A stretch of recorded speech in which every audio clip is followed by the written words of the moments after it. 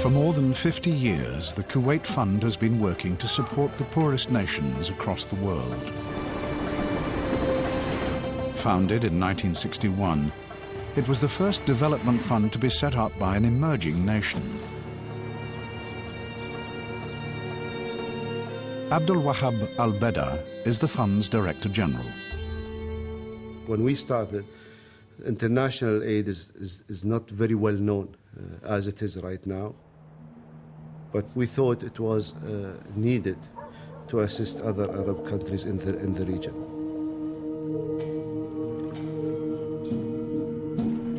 Until the 1950s, Kuwait itself was a poor country. Traditionally, they relied on fishing, pearl diving, and, most important, international trade. Goods were bought and sold from Iraq to East Africa and India, and back to Kuwait.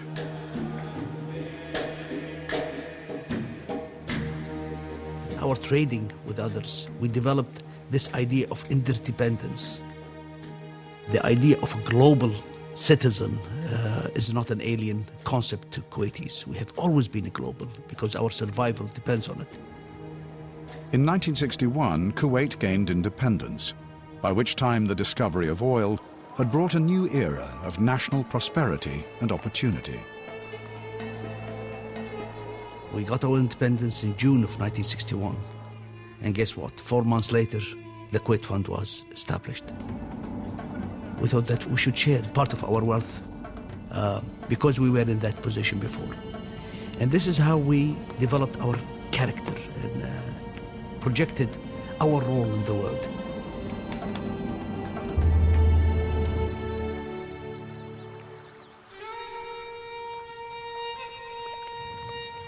Over time, the fund developed close partnerships with its sister Arab institutions, and they extended their aid to many other poor countries across the world. Right now, we have cooperation with 104 countries around the world. We have loans with 102 of them. We have about $14 billion of commitments, and we are looking forward to increase our commitments.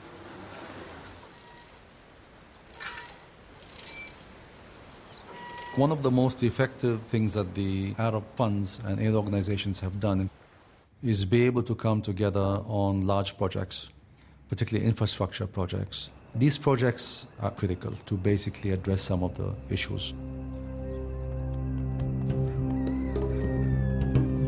In Sudan, virtually all people in rural areas lived without electricity. As a result, millions of school-aged children suffered from poor education and a lack of health care.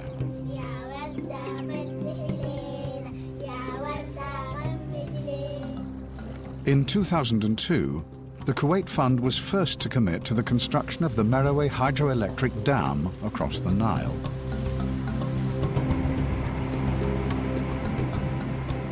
What is really unique is their early involvement, which has really convinced others to join, because they trust the Kuwaiti Fund, their systems, their analysis, their appraisal. Then everybody around was really more encouraged to come and join the donation and the financing of the project. They committed over $200 million in all. The power generated more than doubles Sudan's electricity supply. For millions, it means a whole new way of life. The Kuwait Fund's commitment to Sudan has now lasted over half a century.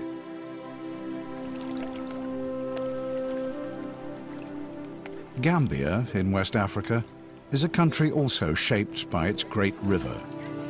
With an increasingly erratic climate, subsistence farmers face the constant risk of floods and drought. The one main thing that Africa needs is a lot more irrigation.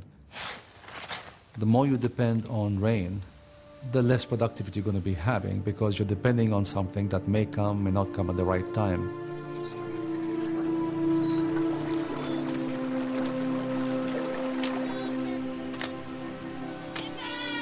As well as supporting the building of canals, the fund has also financed new tractors to enable farmers to cultivate much larger areas of land. farmers can now produce 2 successful crops a year. For isolated rural populations in developing countries, roads and railways are critical to provide connections to towns and cities. In Vietnam, the new 42-kilometre road in Kon Tum province is the latest of many projects the fund has supported here for over 35 years. Now, farmers can get goods to market, and children no longer have to walk to school. Uzbekistan gained its independence from the former Soviet Union in 1991. In 1997, the Kuwait Fund responded to a request to electrify its rail system. Tourists can now make a day return trip from Tashkent to the ancient Silk Road city of Samarkand, 300 kilometers away. And across the country, other new lines are improving commerce and laying the foundations for growth. In the last 20 years, the Kuwait Fund has also supported healthcare wherever it is needed. In 1996, Kuwait committed $20 million to regional hospitals and clinics in Lebanon and constructed a new 75-bed hospital in the southern province of Nabatea. State-of-the-art equipment in the neonatal intensive care unit has transformed the prospects for premature babies. For the Kuwait Fund, ultimately, it is future generations that count. In a suburb of Beirut, the St. John the Baptist School provides a home and education for vulnerable children, regardless of ethnic or religious background. In 2006, the fund financed its complete renovation and the installation of modern equipment. To date, it has provided 26 schools in Lebanon. The Kuwait Fund, a developing country donor, has consistently exceeded the UN aid target for developed countries, 0.7% of gross national product.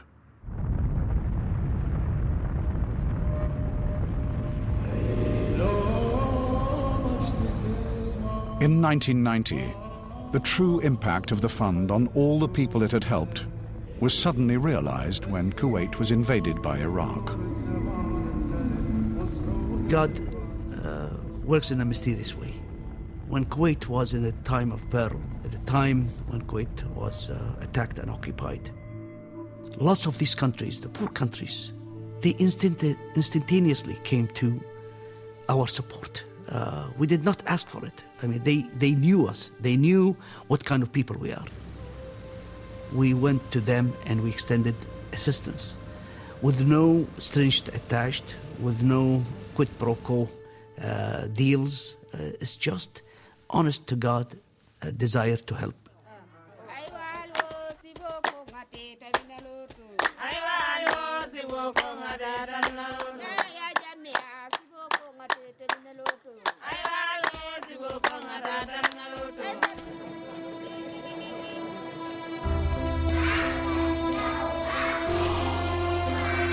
For over half a century, the Kuwait Fund has responded to those most in need, working to ensure that people in the poorest countries can work themselves out of poverty.